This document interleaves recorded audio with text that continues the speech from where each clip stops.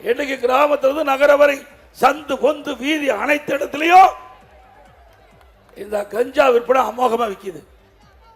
இதை கட்டுப்படுத்துறதுக்கு இந்த அரசாங்கத்தால் முடியல.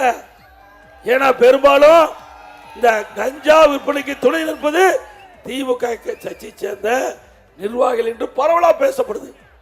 அதனாலதான் கஞ்சாவை கட்டுப்படுத்த முடியல.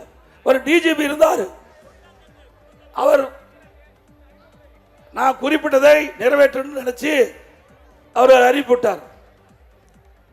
இந்த கஞ்சா தமிழகத்தில் விற்பனை தடுப்பதற்கு 2.0 போட்டார், 3.0 போட்டார், 4.0 போட்டார்.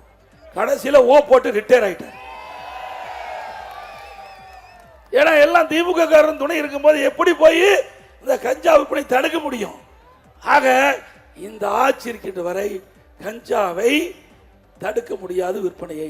அண்ணா திமுக ஆட்சி மறந்தவுடனே 3 மாதத்தில் தமிழகத்தில் கஞ்சா என்ற போதைப் பொருள் முழுவதுமாக அறவாக ஒழிக்கப்படும். சட்டத்தின் ஆட்சி நடத்தும். அண்ணா திமுக ஆட்சியில் அப்படித்தான் நடந்தது. அதனாலதான் போதைப் பொருள் இல்லாத ஒரு மாநிலமா நான் பார்க்க முடிஞ்சது. இன்றைக்கு தமிழகத்தில் போதைப் பொருள் நிறைந்த மாநிலமா இருக்கிற காரணத்தினால நாம் பெற்ற செல்வம் குழந்தைகள் பள்ளிக்கு அனுப்புறோம், கல்லூரிக்கு அனுப்புறோம்.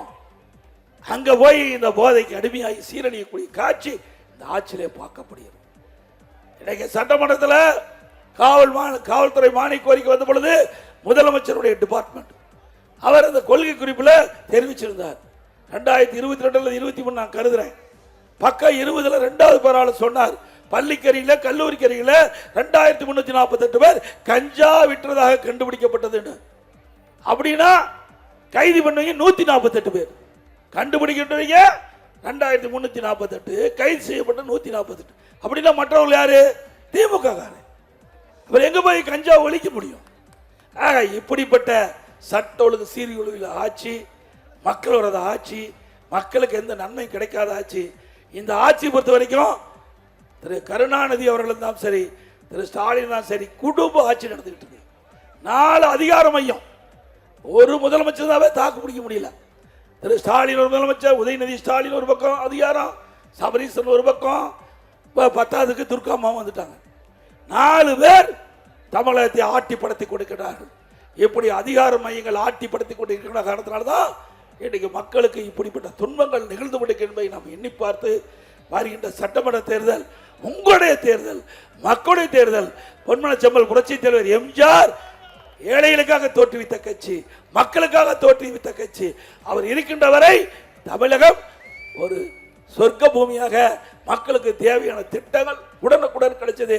அவருடைய மறைவுக்கு பிறகு எவ்வளோ போராட்டத்துக்கு இடையிலே மாண்புமிகு புரட்சி தலைவி அம்மாவர் அந்த பொறுப்பை ஏற்று அந்த இன்னலுக்கும் இடையிலும் தன் உடலை கூட பொருட்படுத்தாமல் நாட்டு மக்களுக்கு தன்னையே அர்ப்பணித்துக் கொண்டு மிக சிறப்பான ஆட்சி கொடுத்த தலைவர்கள் 2 தலைவர்கள், புரட்சி தலைவர் எம்ஜிஆர், புரட்சி தலைவர்.